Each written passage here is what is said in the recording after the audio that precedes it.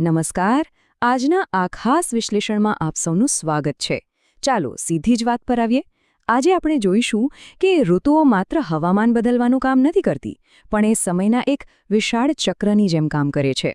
એક એવું ચક્ર જે આખા બ્રહ્માંડ અને પૃથ્વીની લય તો જાળવે જ છે, પણ સાથે સાથે આપણા માનવ શરીર અને આપણા સમાજને પણ સંપૂર્ણપણે નિયંત્રિત કરે છે. ટૂંકમાં કહીએ તો વિજ્ઞાનથી શરૂ કરીને તત્વજ્ઞાન સુધીની આ એક અત્યંત રોમાંચક યાત્રા છે. આજની આપણી આ ચર્ચા મુખ્યત્વે આ 5 મુદ્દાઓ પર રહેશે: ખગોળશાસ્ત્ર, આપણી ખેતી, આયુર્વેદિક ઋતુચર્યા, તહેવારોનું મહત્વ અને છેલ્લે સાહિત્યમાં ઋતુઓનું તત્વજ્ઞાન. એટલે કે ગ્રહોની ગતિવિધિઓના નક્કર વિજ્ઞાનથી શરૂઆત કરીશું અને છેલ્લે ખરતા પાંદડાઓની અત્યંત કાવ્યાત્મક અને ઊંડી ફિલોસોફી સુધી આપણે પહોંચીશું. તો ચાલો આપણા પહેલા મુદ્દાથી શરૂઆત કરીએ: ખગોળશાસ્ત્ર અને ઋતુચક્ર. આ આખો કેલેન્ડર કયા વિજ્ઞાન પર કામ કરે છે અને એની પાછળનું ગણિત શું છે તે સમજીએ. હવે આ આંકડો જુઓ, 23.5 ડિગ્રી. આ કોઈ સામાન્ય નંબર નથી. પૃથ્વી પોતાની ધરી પર બરાબર આટલી જ ઝૂકેલી છે. અને ખબર છે, આ નાનકડા ઝુકાવનું પરિણામ શું આવે છે? એનાથી જ 21મી ડિસેમ્બરે વિન્ટર સોલ્સ્ટિસ એટલે કે વર્ષની સૌથી લાંબી રાત આવે છે. બરાબર 13 કલાક 14 મિનિટ અને 11 સેકન્ડની રાત. છે ને કમાલ? અહીં ખરેખર રસપ્રદ બાબત એ છે કે પૃથ્વીના પેલા 23.5 ડિગ્રીના ઝુકાવને કારણે જ આપણું પરંપરાગત 6 ઋતુઓવાળું ભારતીય કેલેન્ડર અસ્તિત્વમાં આવ્યું છે. વસંત, ગ્રીષ્મ, વર્ષા, શરદ, હેમંત અને શિશિર. આ 6 ઋતુઓ વર્ષના ચોક્કસ મહિનાઓને એકદમ અલગ અને વિશિષ્ટ હવામાન આપે છે. આ બધું જ એકદમ સચોટ ગણતરી પ્રમાણે ચાલે છે. હવે આપણા બીજા વિભાગ પર આવીએ: ભારતીય કૃષિ અને પાક. આ બ્રહ્માંડના ફેરફારો પૃથ્વી અને ખેતી પર કેવી રીતે અસર કરે છે તે જોઈએ. આપણી આખી ખેતી આ ઋતુઓના સમયપત્રક પર જ ચાલે છે. વરસાદ પર આધારિત ખરીફ પાકો, શિયાળામાં લેવાતા રવિ પાકો અને ઉનાળાની ગરમીમાં ઉગતા ઝાયદ પાકો. ઋતુઓ જાણે ખેડૂતો માટે એક કડક ટાઈમટેબલ સેટ કરી આપે છે. આપણા દેશનું કૃષિ ઉત્પાદન ભૌગોલિક રીતે કેવી રીતે વહેંચાયેલું છે તે પણ સમજવા જેવું છે.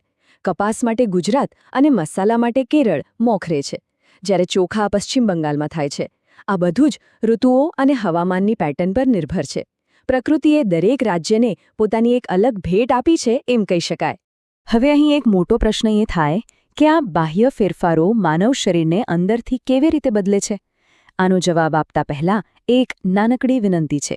જો આપ સૌને આપણી પ્રકૃતિની આ લય વિશેનું આ વિશ્લેષણ અત્યાર સુધી રસપ્રદ અને મૂલ્યવાન લાગ્યું હોય તો પ્લીઝ આ વિશ્લેષણને લાઇક કરો, તમારા મિત્રો સાથે શેર કરો અને ચેનલ સબસ્ક્રાઇબ ચોક્કસથી કરજો, જેથી આપણે આવી જ મજેદાર ચર્ચાઓ કરતા રહીએ.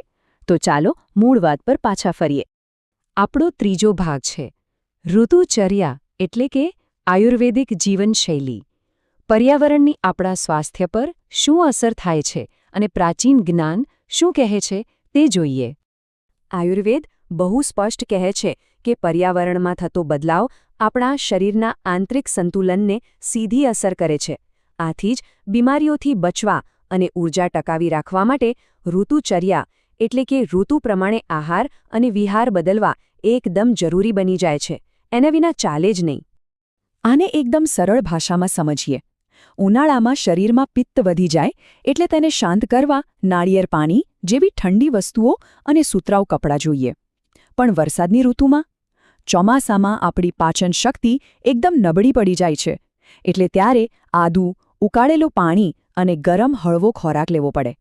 2 ઋતુઓ અને બંને માટે સાવ અલગ જ નિયમો. આ જ રીતે શિયાળાની વાત કરીએ તો એ સમયે આપણું પાચનતંત્ર સૌથી મજબૂત હોય છે. એટલે તમે ભારે પૌષ્ટિક ખોરાક કે ઘી ખાઈ શકો છો. પણ પછી જ્યારે વસંત ઋતુ આવે ત્યારે શિયાળાનો જમા થયેલો કફ ઓગળવા લાગે છે. તેને દૂર કરવા માટે થોડો તીખો, હળવો અને મધ સાથેનો સૂકો ખોરાક લેવો પડે. છે ને કમાલનું વિજ્ઞાન? ચાલો આગળ વધીએ આપણા ચોથા મુદ્દા તરફ: ભારતીય તહેવારોનું મહત્વ. આ બધા જૈવિક અને કૃષિ ફેરફારોને આપણો સમાજ કેવી રીતે ઉજવે છે તે હવે જોઈએ. મકર સંક્રાંતિ, મહાશિવરાત્રિ, દશેરા કે દિવાળી, ઈશા ફાઉન્ડેશન જેવી સંસ્થાઓ પણ આ વાત પર ભાર મૂકે છે કે આ તહેવારો માત્ર સૂવા કે આરામ કરવા માટેની રજાઓ નથી, એ બહુ જ વ્યૂહાત્મક રીતે આખા વર્ષમાં ગોઠવાયેલા છે, જેથી જેમ ઋતુઓ બદલાતી રહે તેમ આપણો ઉત્સાહ અને જીવનશક્તિ હંમેશા ટોચ પર રહે. અને હવે આપણો છેલ્લો અને પાંચમો ભાગ, સાહિત્યમાં ઋતુઓનું તત્વજ્ઞાન. આપણે વિજ્ઞાનથી લઈને ઉત્સવો જોયા, હવે માનવ મનના ઊંડા અને કાવ્યાત્મક વિચારો તરફ વળીએ. મહાકવિ કાલિદાસનું નામ તો આપણે સૌએ સાંભળ્યું જ છે. એમનું એક અદ્ભુત સંસ્કૃત કાવ્ય છે ઋતુસંહાર. આ કાવ્ય 6 ઋતુઓ પર આધારિત 6 સર્ગોમાં વહેંચાયેલું છે.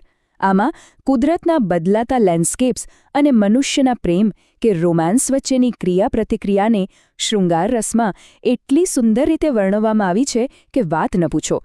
તેના બીજા સર્ગની આ પંક્તિ ખરેખર હૃદયસ્પર્શી છે. કાલિદાસ કહે છે કે નવા વરસાદના સ્પર્શથી ઉનાળાનું બળતું જંગલ રોમાંચિત થઈ ઉઠે છે. કદંબના વૃક્ષો પર નવો આનંદ ફૂટી નીકળે છે. આ શબ્દો બરાબર એ જ રાહત અને આનંદની અનુભૂતિ કરાવે છે જે ઉનાળાની આકરી ગરમી પછી ચોમાસાના પહેલા વરસાદથી બળતી ધરતી અને પ્રેમમાં પડેલા મનુષ્ય બંનેને મળે છે. ચોમાસું પૂરું થાય પછી આવે પાનખર. પાનખરમાં ખરતા પાંદડા માત્ર મૃત્યુની નિશાની નથી, પણ તે એક ખૂબ જ મોટો પાઠ ભણાવે છે, ત્યાગનો પાઠ. પીળા પડતા પાંદડા જીવનની ક્ષણિકતાનો સ્વીકાર છે. ખરતા પાંદડાવાળા વૃક્ષો જાણે ધ્યાનમાં બેઠેલા કોઈ શાંત યોગી જેવા લાગે છે, જે મોહ અને આસક્તિઓ છોડવાનું શીખવે છે. આપણી એક બહુ જ પ્રચલિત કહેવત છે, પીપળ પાન ખરતા, હસતી કુંપળિયા. આ કહેવત આપણને એક શક્તિશાળી વાત યાદ અપાવે છે. પ્રકૃતિમાં દરેક અંત એ ખરેખર તો એક નવી શરૂઆતની તૈયારી જ હોય છે. ખરતા પાંદડા ખૂબ જ સુંદર રીતે નવા જીવન માટે માર્ગ બનાવે છે, બરાબર ને? તો છેલ્લે એક પ્રશ્ન સાથે હું આજની આ ચર્ચા પૂરી કરીશ. જો પ્રકૃતિ નવા વિકાસ માટે આટલી સુંદર રીતે પોતાના જૂના પાંદડા ખેરવી શકે છે, તો આપણે આપણા જીવનની અલગ અલગ ઋતુઓમાં કયા એવા નકામા મોહ અને આસક્તિઓ છે જેને મુક્ત કરી શકીએ? આની પર શાંતિથી વિચાર ચોક્કસ કરજો. અને હા, અંતમાં ફરી એકવાર, જો આપ સૌને આ ઊંડાણપૂર્વકનું વિશ્લેષણ ગમ્યો હોય તો પ્લીઝ લાઇક કરો, શેર કરો અને આપણી ચેનલને સબસ્ક્રાઇબ કરો, જેથી ભવિષ્યમાં પણ આપણે દુનિયાની આવી જ અદ્ભુત લય વિશે જાણતા રહીએ. ફરી મળીશું એક નવા વિષય સાથે. ત્યાં સુધી આવજો.